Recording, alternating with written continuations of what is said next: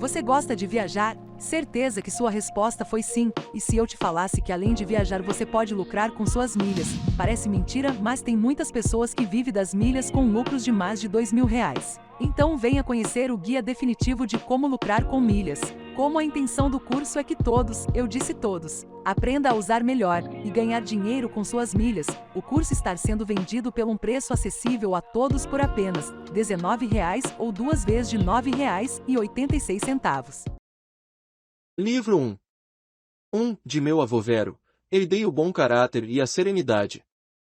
2. Da reputação e memória de meu genitor, a discrição e a virilidade. 3. De minha mãe, a religiosidade e a generosidade, e não apenas deixar de fazer o mal como nem sequer pensar nele. Dela também herdei o gênero simples de vida, muito distante do gênero de vida dos ricos. 4. De meu bisavô, não ter frequentado escola pública, dispor de bons professores em casa e saber que, com isso, se deve gastar largamente. 5. Daquele que me educou, no circo, não aderir aos verdes nem aos azuis, nem aos pamulários ou aos secutores. Também com ele aprendi a suportar as fadigas e ter poucas necessidades, bem como a trabalhar com minhas mãos e evitar aflições, ademais esquivar-me de dar acolhida a calúnias. 6. De Diogneto, não me ater a preocupações inúteis, não dar crédito a imposturas de magos e encantadores que dizem que afastam divindades mas e realizam coisas extraordinárias por meio de seus discursos, não criar codornas nem se entusiasmar com coisas desse tipo, perseverar na franqueza e familiarizar-me com a filosofia, atentando primeiramente ao ensinamento de Báquio, depois de Tandazis e Marciano, same-se a isso, escrever diálogos já na infância, desejar preferivelmente um leito revestido de couro e muitas outras coisas assim, segundo a disciplina orientada pela filosofia grega. 7. De rústico, recebi a ideia da necessidade de uma conduta correta e do cuidado para o aprimoramento moral, aprendi a não desviar para o ardor retórico sofístico, não escrever obras de caráter especulativo, não proferir discursos maliciosos que atraem a atenção nem produzir uma exibição que impressiona a imaginação no feitio dos atletas ou no do homem beneficente, e ele me fez ficar longe da retórica, da poética e do discurso elegante e afetado, não circular pela casa trajando meu manto. Nada fazer de semelhante, com ele, aprendi a escrever cartas com simplicidade, como aquela por ele escrita de Sinoessa para minha mãe, ademais, ensinou-me a me reconciliar com quem se indispusesse comigo ou cometesse alguma ofensa, tão cedo houvesse para isso indulgência e flexibilidade, com ele, também. Aprendi a ler com precisão, a não aceitar tudo superficialmente nem me apressar em dar assentimento, e graças a ele tive contato com as memórias de Epíteto, dando-me um exemplar de seu próprio acervo. 8. De Apolônio, a liberdade e a ponderação à prova de contestação, e não ter outro guia, nem por um momento que seja, além da razão, e ser sempre o mesmo nas dores agudas, na perda de um filho, nas enfermidades de longa duração, e, em um modelo vivo, ver distintamente que o mesmo indivíduo é capaz de ser tanto maximamente resoluto quanto ceder, e não ser rabugento nas explicações, e ter visto diante de mim um ser humano que claramente considerava sua habilidade e sua experiência de transmitir princípios como as menores de suas qualificações, e com ele aprendi a acolher favores tidos como bons dos amigos sem me humilhar por causa disso nem deixar de conferir a devida atenção a esse gesto. 9. De Sexto, a benevolência, e o modelo da família conduzida pela autoridade paterna, e a concepção de uma vida de acordo com a natureza, e ser ilustre sem afetação, e considerar os propósitos dos amigos com solicitude, e tolerar os ignorantes e os que tomam decisões sem ponderação, e harmonizar-se com todos, de maneira a ser mais agradável conversar do que recorrer à adulação, pois impunha ele máximo respeito aos que lhe faziam companhia, e era capaz de descobrir e organizar, com inteligência e método, os princípios necessários à vida, e não manifestava jamais ira ou alguma outra paixão, sendo simultaneamente não passional e sumamente afetuoso, e proferia palavras de aprovação sem alarde, sendo, ademais, detentor de largo saber, sem, contudo, ostentar. 10. De Alexandre, o gramático, não censurar nem interromper alguém de modo ultrajante por conta de um barbarismo, uma falha relacionada às regras de linguagem ou à pronúncia desagradável, mas habilmente orientar a única expressão a ser proferida, seja a título de uma resposta, seja uma aprovação, seja uma confirmação comum em torno do mesmo assunto, sem levar em conta a forma, seja ainda mediante alguma outra advertência oportuna feita de maneira conveniente e agradável. 11 E de fronto, aprendi o quanto a inveja, a astúcia e a hipocrisia dizem respeito à tirania, e como aqueles que chamamos ordinariamente de patrícios são, de algum modo, pessoas mais desprovidas de afeição. 12 E de Alexandre, o platônico, não dizer nem escrever alguém em uma carta, frequente ou desnecessariamente estou ocupado, tampouco, dessa maneira, sob o pretexto de negócios urgentes, fugir constantemente dos deveres para com aqueles com quem convivemos. 13 E de Catulo, não desprezar um amigo por ser acusado por ele, ainda que sua acusação seja eventualmente sem razão, mas me empenhar em fazê-lo retornar à sua disposição anterior. Quanto a meus mestres, elogiá-los com ardor, como se deve lembrar de Domício e Atenodoto, e quanto a minhas crianças, a elas conceder uma autêntica afeição.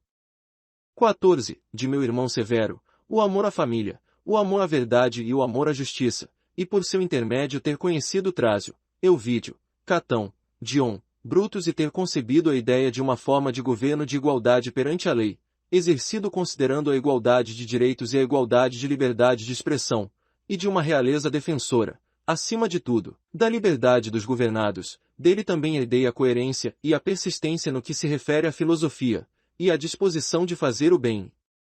Compartilhar copiosamente, além de alimentar boas esperanças e crer ser objeto do amor dos amigos, e não ocultar o que pensava daqueles que censurava, e seus amigos não precisavam conjecturar sobre o que ele queria ou não queria, sendo isso, pelo contrário, evidente.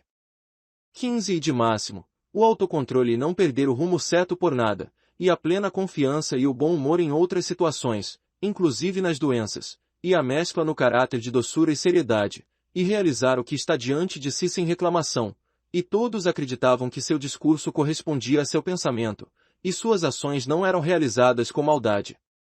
E não era pessoa de se deixar assombrar-se e atemorizar-se, e de maneira alguma precipitar-se, ou adiar algo, ou não saber o próprio rumo, ou baixar a cabeça em desalento, ou rir para disfarçar a irritação, ou, pelo contrário, irritar-se ou olhar os indivíduos com suspeição. Era de fazer o bem e perdoar, avesso à falsidade, e aparentava mais ser um homem que não podia ser desviado da retidão do que um indivíduo que fora corrigido. Também era de se observar que ninguém podia se crer desprezado por ele nem arriscar pensar ser alguém melhor que ele. Além disso, era uma pessoa que demonstrava reconhecimento.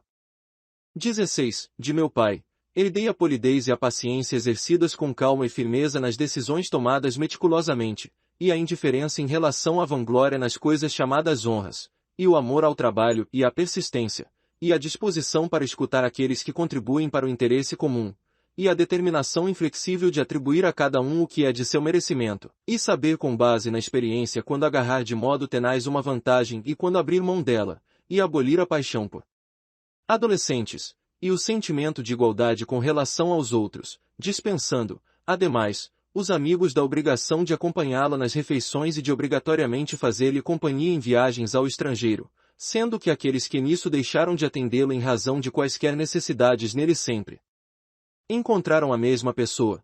Também dele herdei o costume de examinar rigorosamente quando se trata de deliberações e certenais, não suspendendo o exame por satisfazer-se com ideias repentinas e fáceis, preservar zelosamente os amigos, sem deles logo desgostar nem ter por eles uma afeição exacerbada, contentar-se com tudo e manter a alegria, ser previdente com o futuro, e dispor antecipadamente as menores minúcias sem fazer disso uma tragédia, reduzir os clamores e toda espécie de bajulação dirigidos a si, cuidar sempre vigilantemente das coisas necessárias ao governo, administrar os recursos com tal rigor, a ponto de resignar-se pacientemente a ser censurado por alguns, não venerar os deuses supersticiosamente, não agradar aos homens por ambição nem conquistar o favor do povo mediante artifícios. Mas ser prudente em tudo, firme, não destituído do senso do que é belo e nobre nem meramente inovador. Acima de tudo, quanto, de modo destituído de inveja, ele cedia a qualquer um detentor de uma capacidade, por exemplo, a eloquência, o conhecimento das leis ou dos costumes, ou quaisquer outras matérias, e como contribuía, com sua atenção e diligência, para que cada um deles, em sua área característica em que era o melhor, granjeasse boa reputação. Em toda a sua conduta, observava os costumes dos ancestrais, embora não parecesse ele próprio praticá-los.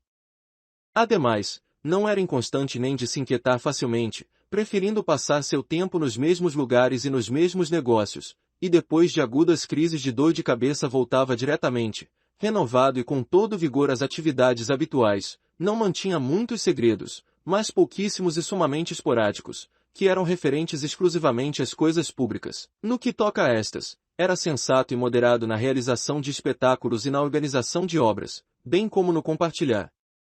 Generoso com o povo e em outras coisas desse gênero. Em tudo isso, agia mais em função das necessidades do que da glória que pudesse resultar para si de suas ações. Não gostava de banhar-se em um horário indevido, nem de edificar construções, nem se preocupava com seus alimentos, nem com o tecido ou as cores de seus trajes, nem com a beleza do corpo. Suas roupas provinham de Lório, sua residência no litoral, e em Lanúvio vestia frequentemente apenas uma túnica. Ao receber impostos em Túsculo, raramente chegava a vestir um manto sem se desculpar por isso. Não era cruel, nem suspeitoso, nem temerário, tampouco dele se podia dizer que, ao fazer algo com seriedade e propósito, era tomado de ansiedade a ponto de suar. Pelo contrário, tudo era por ele administrado com nítida ponderação, como no lazer, de modo calmo, ordenado, firme e harmonioso. A ele poder-se-ia aplicar o que é lembrado com referência a Sócrates, pois sabia se privar e fruir daquilo diante de cuja carência a maioria das pessoas se debilita e cuja fruição a torna destituída de moderação. Conservar-se forte e constante na trilha da moderação e da sobriedade em todas as situações é marca de um homem possuidor de uma alma íntegra e imbatível, e foi assim que ele se revelou na doença de Máximo. 17. Dos deuses recebi bons avós, bons pais, uma boa irmã, bons mestres, bons serviçais, parentes, amigos, quase todos aqueles que possuo. E devo aos deuses jamais haver cometido qualquer falta contra qualquer um deles, embora minha disposição fosse tal que, caso se oferecesse oportunidade para isso, é possível que tivesse sido essa a minha conduta. Foi, entretanto, a beneficência dos deuses que preveniu o concurso de negócios e oportunidades que talvez me tivesse levado a incorrer nessa culpa. Foi graças a eles que minha criação deixou de ficar a cargo da concubina de meu avô, que pude conservar o vício da juventude, que não aceitei o encargo de ser homem adiantando-me no tempo, que devia viver subordinado à autoridade de meu governante pai, que de mim afastaria toda a vaidade, conduzindo-me ao pensamento de que era possível viver na corte dispensando uma tropa de soldados lanceiros para a proteção e vigilância de um príncipe, bem como trajes marcantes, archotes, estátuas e outras manifestações semelhantes de pompa, mas que um príncipe deve aproximar-se o máximo possível da condição de um indivíduo que não exerce cargos públicos, sem que com isso, entretanto, se rebaixe ou se torne negligente do interesse público quando a autoridade é necessária. Foi graças aos deuses que aconteceu de eu topar com o irmão que, em razão da sua conduta moral, estimulou-me a cuidar de mim mesmo. Ao mesmo tempo, por conta de sua honra e seu amor trouxe-me o regozijo. Também foi graças a eles que não gerei filhos naturalmente inaptos nem com deformidades no corpo. A eles igualmente devo não haver avançado muito na retórica, na poética e em outras ocupações, nas quais talvez tivesse me detido se, para isso, dispusesse de um caminho fácil para me destacar. E graças a eles ter ocasionalmente dado preferência às pessoas que me haviam educado, para as dignidades que me pareciam desejar, e não frustrar suas expectativas com adiamentos, por serem ainda jovens. E por ter conhecido Apolônio, Rústico e Máximo. Por ter, frequentemente, uma clara noção com referência à vida de acordo com a natureza e sobre o que é isso, de modo que, no tocante aos deuses e aquilo que é por eles transmitido, seu socorro e inspiração, nenhum impedimento houve para que eu deixasse de viver, desde muito tempo, em conformidade com a natureza, e se me afastei dessa vida, foi eu mesmo a única causa disso, tendo sido graças aos deuses que, lembrando-se deles e de seus ensinamentos e admoestações, meu corpo suportou por tanto tempo essa vida, que jamais me envolvi com Benedicta ou Teodoto, mas que, posteriormente, quando cedi a paixões amorosas, não tardei a ser curado, que, ainda que tenha com frequência me ressentido com Rústico, nada fiz contra ele pelo que tivesse de me arrepender depois, que, embora fosse o destino de minha mãe morrer jovem, tenha ela, entretanto, morado comigo por um tempo considerável antes de seu desenlace, que todas as vezes que quis dar assistência aos pobres ou a outros no momento necessitados nunca tive de ouvir que não havia dinheiro suficiente para isso, e que eu próprio jamais necessitei de semelhante assistência de outrem, que dispusesse de uma esposa tão obediente, afetuosa com os seus e simples, que tenha podido contar com pessoas adequadas e capazes de educar meus filhos, que Mim tenha sido concedida ajuda por meio de sonhos, quando, por exemplo, fui tomado de vertigem e quando cuspi sangue, como necessitei em cajeta. Foi graças aos deuses que quando comecei a me ocupar de filosofia, não topei com algum sofista nem despendi muito tempo lendo tratados, analisando silogismos nem me detendo no estudo dos corpos e fenômenos celestes. No país dos quadros, junto ao Granua. Para melhor leitura foi dividido todos os capítulos desse livro. Na sua direita está o próximo capítulo. Não se esqueça de garantir o seu livro, aqui no link embaixo do vídeo e no comentário fixado. Esse livro é vendido direto do site da Amazon.